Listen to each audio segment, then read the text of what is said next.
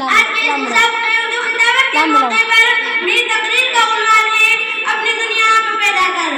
جب انسان اس دنیا میں آگے بولتا ہے تو اسے مختلف قوموں مختلف تہذیبوں سے واسطہ پڑتا ہے۔ اس کی زندگی ابتلائی و آزمائش سے دوچار ہونے لگتی ہے، فتنوں سے اپنے لپیٹ میں لے لیتے ہیں، موجودہ دور کے وسطیٰ کی اسے الگ کرنے کی خاطر اپنا منہ پھیلا دیتی ہے۔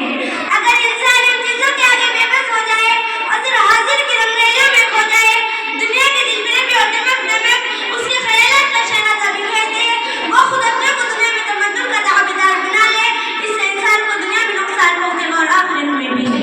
فبشرهم بعذاب علیم، دردناک عذاب میں مبتلا ہونا پڑے گا۔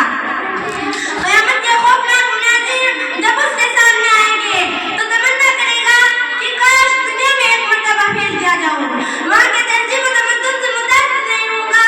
وقت کی رہائیاں اور بیل بوٹے میرے قوت عمل میں رخنہ انداز نہیں ہوں گے، خدا کی یاد میں زندگی گزاروں گا، لمحہ پر قبضہ دل مجھ سے نہ ہوگی، لیکن وہ دوبارہ اس دنیا میں لوٹ کر نہیں آ سکے گا۔ اس کی تمنا چلی دل میں رہ جائے گی، وہ کہے گا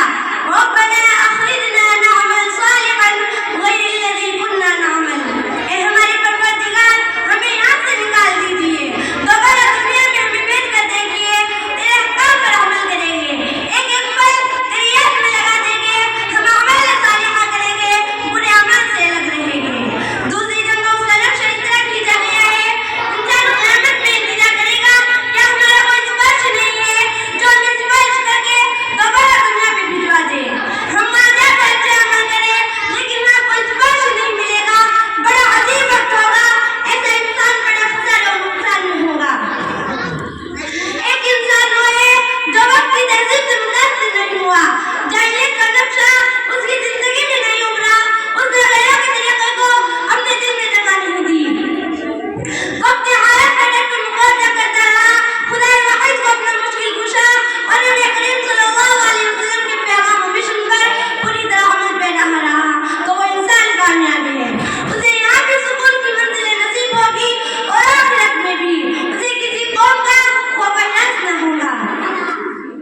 حضرات، آج مسلمان ایک ذرائع پر کھڑا ہے، نشیب افراد سے گزر رہا ہے، ماحول کی رنگا رنگی میں پایا ہوا ہے، مٹی کا ایک امبا سے تودا بنا ہوا ہے، دنیا اسے استعمال کر رہی ہے، اسے استعمال کرنے کی بے فائدہ کوشش کی جا رہی ہے اور یہ مسلمان ذرائع پر کھڑا تماشائی بنا ہوا ہے، سوچے کے اندیشے سے بے خبر اپنی کشتی حیات کو آگے بڑھا رہا ہے، اس کی زندگی جنون و تعدد کا شکار ہے، اس کی بات بالکل ڈھیلی ہے، دوسروں کے سامنے ہاتھ پھیلا ہوئے کھڑا ہے، لیکن دوست